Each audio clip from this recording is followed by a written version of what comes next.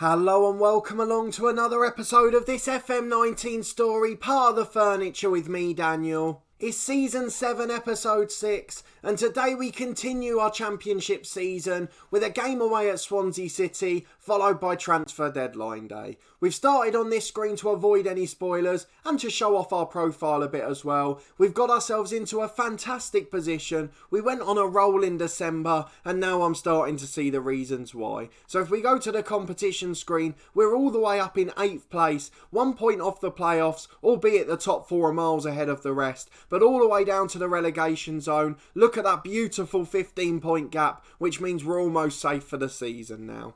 However, there is some bad news. We'll look at the schedule first so we can show you the results. Obviously, you saw that heavy defeat against Crystal Palace. We won 3-0 against struggling Bradford on Boxing Day. That was a home game on TV, and David Crawford stepped up to the plate with a hat-trick, culminating in a penalty with 20 minutes to go. We then won 2-0 away at Reading a few days later. Owen Jack and David Crawford again with the goals, as our two hottest prospects looked to impress ahead of the January window. They knew everyone would be watching, and my word have they put on a show. On New Year's Day, however, our third game in 6 days, we had to rest a couple and it did show in the end. We lost 2-0 at home to Charlton, Josh Gordon getting a brace. He looks an okay player. I think he's on the transfer list, but we really should have been doing better in that one. We then lost 3-0 at home to Burnley of the Premier League in the FA Cup. They've got players like Stuart Armstrong, who's currently at Southampton in real life, and Lucas Moura of Spurs. I know they're getting older now, but that shows just how strong a club they are. They're in the top 10 of the Premier League, and we expected to lose.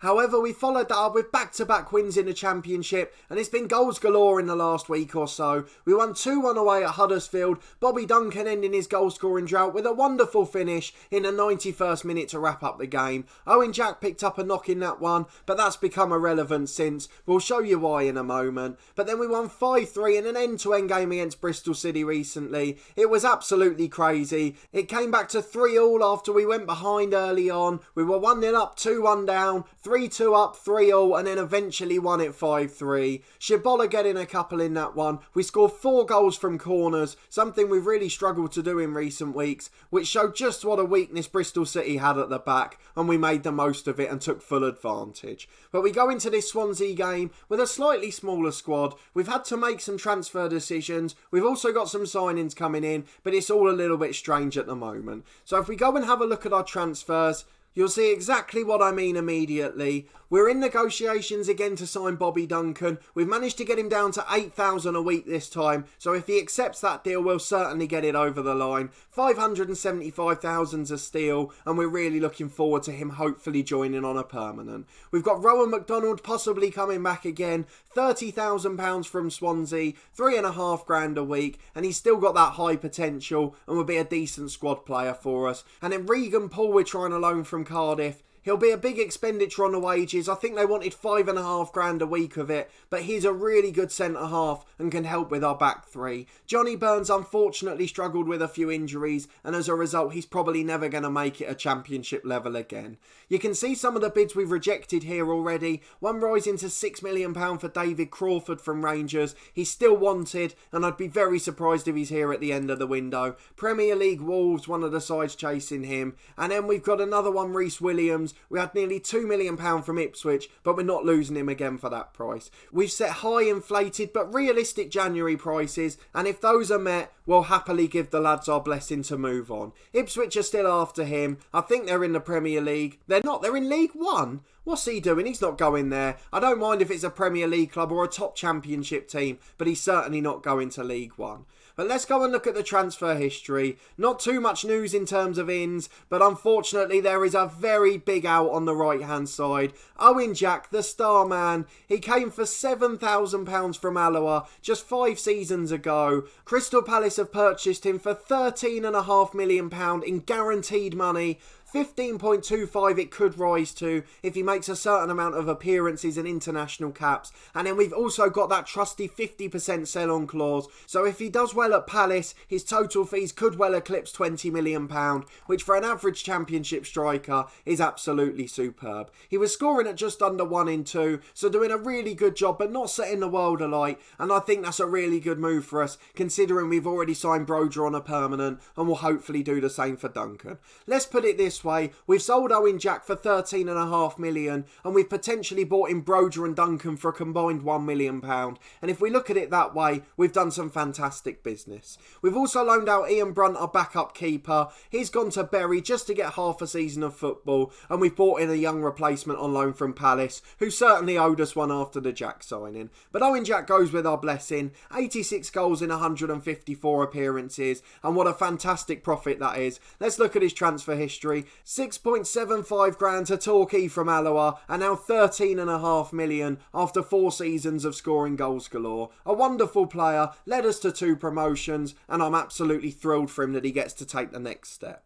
That has led to something quite special, which we'll look at after our signings in. We'd mentioned the 2 pre-agreed ones in the last episode. Ricky Asher's come in, he's made a few appearances, and he's done alright for us so far. Just a rotational option with Crawford for now, but as we've seen from the interest he's getting, Ricky Ash could be first choice in a week's time. Armando Broder's come in from West Brom for £400,000. He was on loan in the first half of the season. Now he's our first choice, having lost Owen Jack, and he's hopefully going to do well for us, just to keep things ticking along. We then spent £1.4 thousand on a 17-year-old from Telford in the National League. Cliff Wheeler is his name. He's a young striker, 1.5 star ability, but up to 4 star potential. And I just feel like he might get the odd game now. He's technically our 4th choice striker at the moment. So if we are doing well towards the end of the season and we're comfortably in mid-table, we can give him a few sub appearances and just see how good he is. Hopefully we'll have a great youth intake in the next episode too, and we'll really be able to start blooding some youngsters who are born and bred at the club. The last one is Ricky Beanie on loan. He's just going to be a backup to Alex Bass, 2.5 star ability keeper at 21 years of age, and he's just decent across the board if we need it due to an injury or suspension for the keeper. Now, I know at this point some of you might be really disappointed. We were pushing towards the playoff. I had that moment where I thought, do I reject this ridiculous bid for Owen Jack? But we have to be realistic in this series. I don't like playing Football Manager in the way where I say you can really force yourself to hold on to players, but it wouldn't have been worth it in this instance. We don't want an unhappy Owen Jack, and it's certainly the right time for the right amount of money. And it's led to one of the most important landmarks in our history. If we go to the board screen now, they are looking at a site to build a new stadium. We had a little bit of information on it. The planning process is going to take around a year and a half, and they're looking for a stadium with a 14 to 15,000 capacity, which would certainly allow us to compete in the Premier League, just as the likes of Bournemouth are at the moment in real life. We've also improved our training and youth facilities again, as well as our recruitment and junior coaching. So if we go and have a look at where we stand now, we've got excellent junior coaching and extensive youth recruitment. 14,775 is the planned capacity for the new stadium.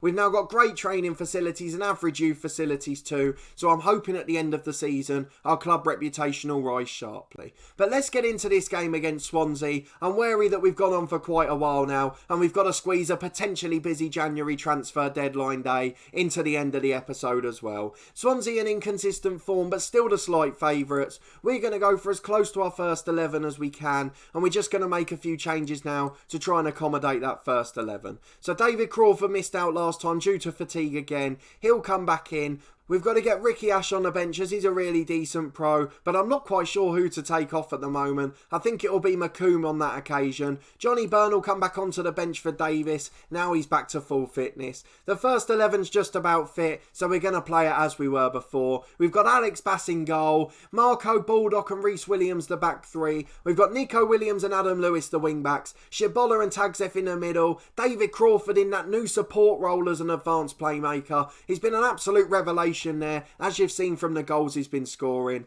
And then Armando Broder as a target man, replacing the old pressing forward Owen Jack, and Bobby Duncan joins him up front. But let's get into the game, see if we can get a result. Obviously we played Swansea earlier on in the season, I think it was episode 3 of this year, and we got absolutely outplayed. So hopefully we can do a bit better today in terms of performance rather than result. I'm not too worried about results now. We're almost safe, we just need 2 or 3 more wins, and over another 15 or 20 games. That should be absolutely no problem. Let's get on with the kickoff then. Crawford's got the ball for Shibola. We've made some more tactical tweaks for this formation, but they're few and far between now. We seem to have found a winning formula. Dropping those wing-backs back a little bit have helped significantly, and the change to David Crawford's been a revelation. There he goes again. What a shot from the edge of the box. It was barely a half chance, let alone a proper one. We weren't even commentating on it. It just dropped back on the edge of the box on the right-hand side, and he half volleys it into the far corner. Roland heads over at the other end for Swansea, but David Crawford is going to be attracting attention,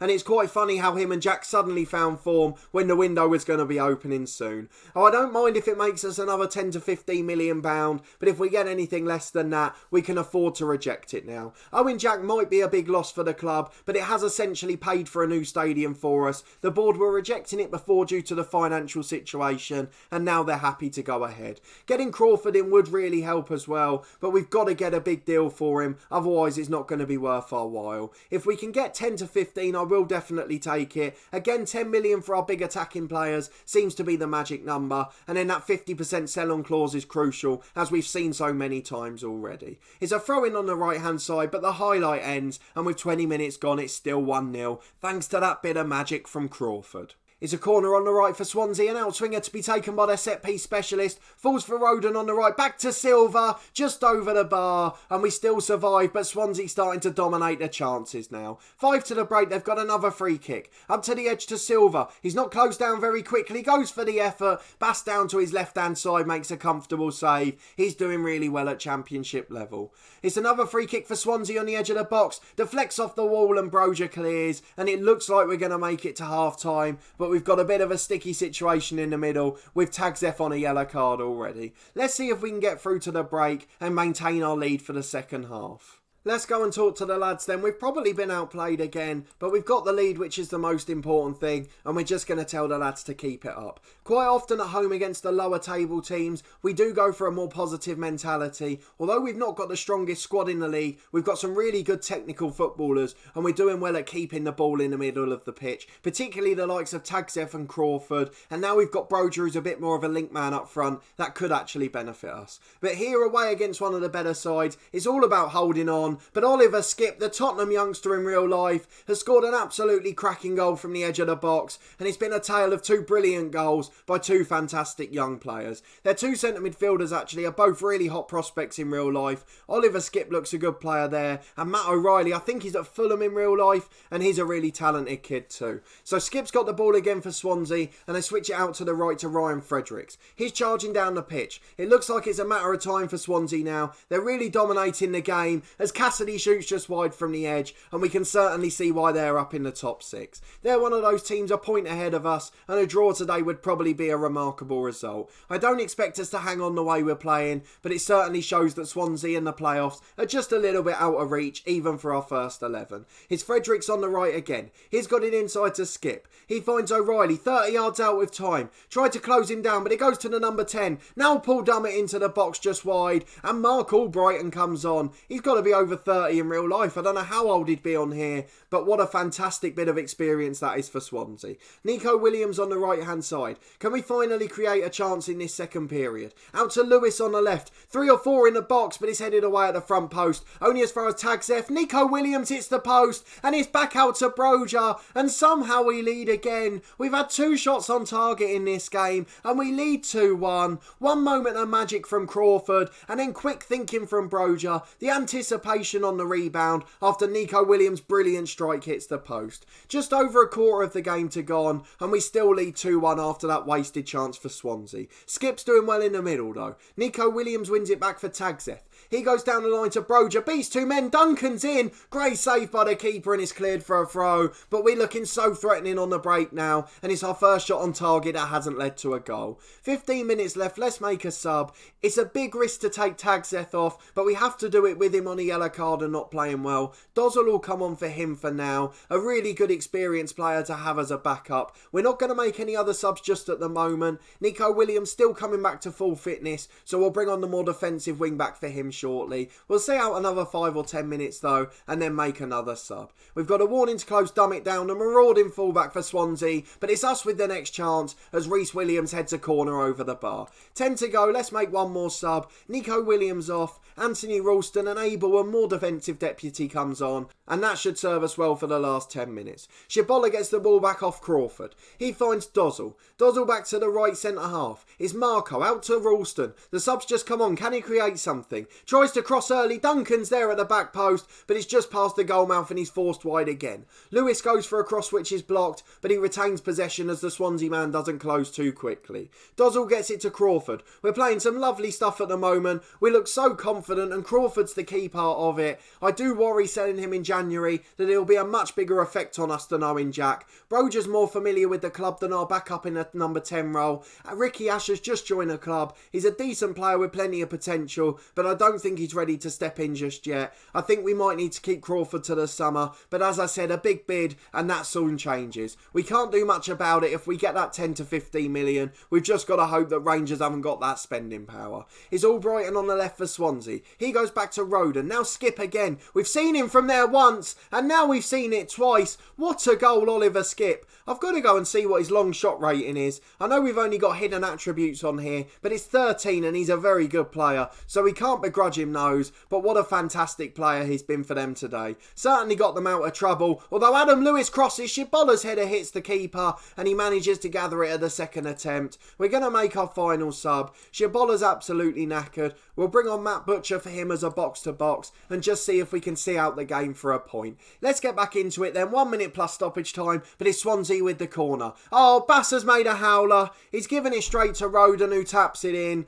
Oh, they're the sort of mistakes that cost us. We still make too many of them and Bass's rating will be dropping very quickly. It's a very rare mistake from him. Normally only throws in 1 or 2 a season, but unfortunately this one's cost us a point. It's certainly the end of our playoff push, but what a fantastic performance it's been. The lad's still working hard for each other and Crawford showing his magic. Here he is again with the ball to Dozzle. He tries to get it out to the left hand side. Adam Lewis delivers. Broger's in there, straight at the keeper though, who makes a comfortable save and then does the old time wasting lay on the ground with the ball. We've got 10 seconds of stoppage time left and in fact we've now gone well past it as we come back for the highlight. Butcher heads the ball away to Crawford, but surely the whistle will go before this attack finishes. It doesn't look like it though. Broger's got it on the right, deflects to Ralston, he's in again, Crawford loses out, Dozzle's got the ball on the edge, we've got to get it in quickly, but Adam Lewis miscontrols and it's out for a throw. We lose 3-2 due to that late mistake, but a wonderful performance from the boys and a really hard working effort. Another brilliant goal from Crawford, and with this being our last game before deadline day, I think we'll have a few more suitors for him.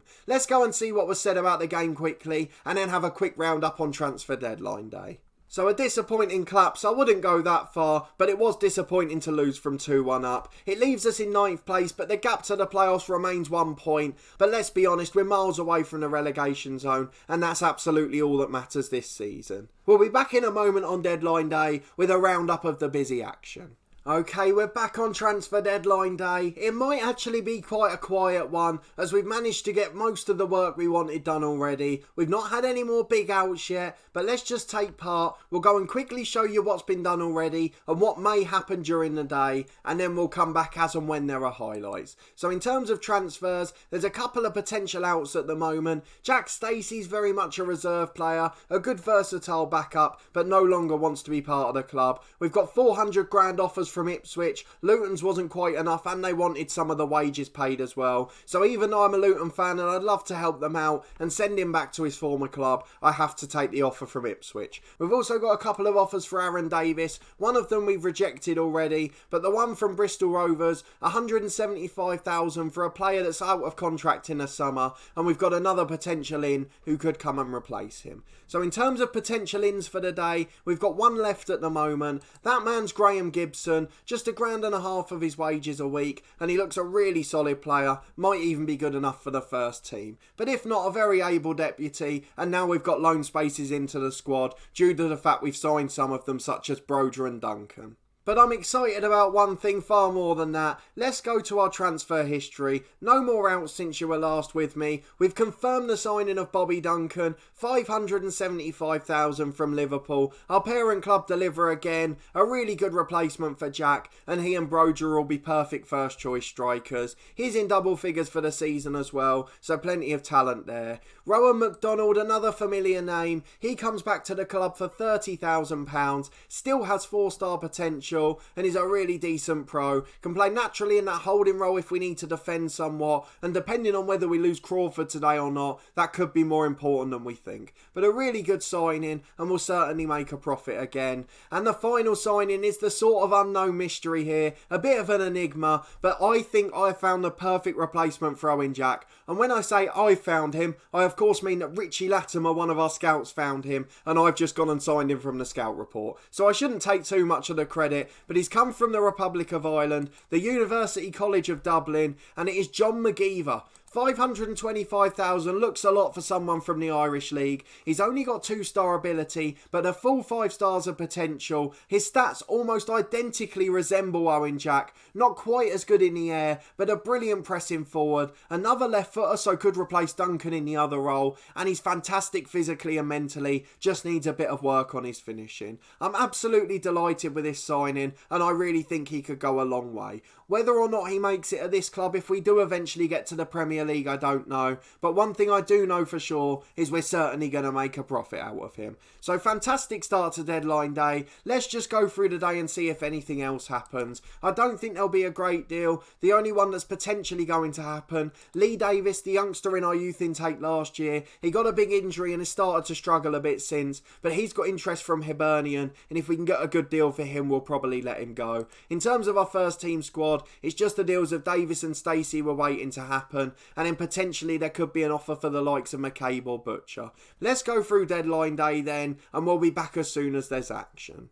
Lots of news coming in then, only 9 o'clock in the morning. Graham Gibson has accepted the deal to join us on loan, so we'll have him for the rest of the season. He's going to be replacing Aaron Davis, who goes out after a few years of really solid service as a squad player. 130,000 for him, which could rise further in the future. We're getting 400 grand for Jack Stacey, a player who's doing brilliantly in real life for my beloved Luton Town and has been a solid pro for us here as well. Although he's not been in the team much this year, we can't forget just how instrumental he was last season in our League One title winning campaign. 44 league starts, 9 goals, 15 assists. What a fantastic footballer. He'll go to Ipswich with our blessing, and hopefully they'll leave Reece Williams alone when we reject this offer. We've got some interesting transfer and loan offers. Someone wanting Butcher on loan and not to pay any of his wages. That's absolutely ridiculous. Reece Williams, a really poor offer. We're going to do what we did earlier in the year. 7.5 million, you can have him. The offer's been withdrawn. They're in League One and I have no business in selling him to them.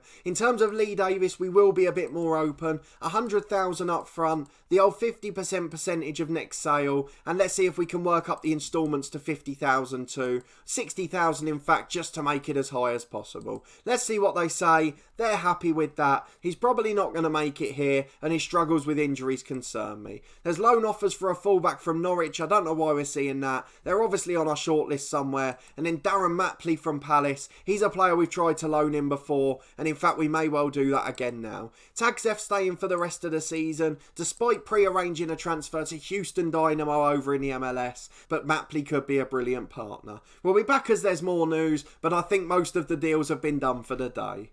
Okay, a couple more bits of transfer news. We're a couple of hours further down the line now. Lee Davis is on his way out. A youngster who's got a chance to make a career in Scotland. And then Darren Mapley's coming in on loan. I'm not sure quite how useful he'll be yet. It may allow us to loan Butcher out. He's a 3-star player. He's really decent. And just look at that passing stat. Something we love to see in defensive midfield. We've got a 4 or 5 good midfielders in there now. So it may even be loaning out the likes of Rowan Mcdonald, who's just come in. Get him some football to reach his potential.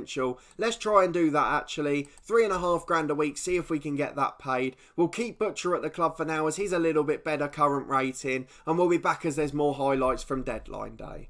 Okay, the transfer deadline day is finished. We have managed to hold on to all of our other big stars. We'll go and round it up very quickly in a second. But firstly, we've gone to the second lowest wage bill in the league now. Charlton's is down to $92,000 a week. So that shows just how well we're doing with the wage budget we've got at the moment. The transfer window roundup shows that Crystal Palace have been going big, as well as signing Owen Jack from us for £13.5 million. They've signed Stuart Cross from Middlesbrough, a winger worth £20 million. In terms of England in general, Matthias de Ligt, look at the inflation there, £146 million.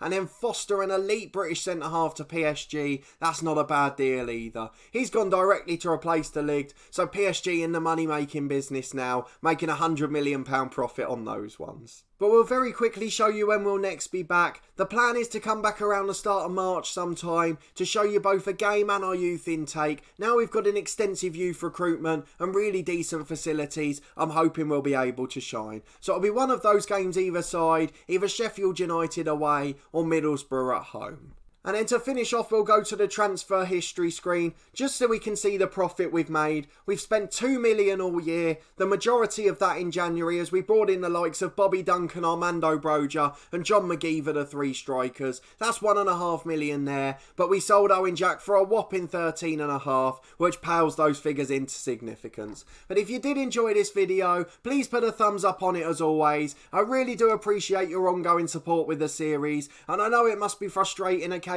seeing our best players leave, but we've got to be realistic. Most sides at this level are still selling clubs, particularly ones with reputation the size of ours, and we have to accept to build our new stadium. We've got to let 2 or 3 players go. So it's probably going to end up being one a window again, but at least we've got good replacements in their positions. Let me know in the comments what you think of our window overall. Obviously, I know there'll be disappointment with Owen Jack, but let me know more about the replacements. Let's focus on the future of the club. What do you think about those players? Subscribe to the channel for daily FM19 content from my 2 long-term stories. This one part of the furniture with Torquay United, and our other series, The Head Coach, where we've had a recent job change in our journeyman story. But a massive thanks for watching as always, and your continued support with the series, and we'll see you next time for what I hope will be a fantastic youth intake.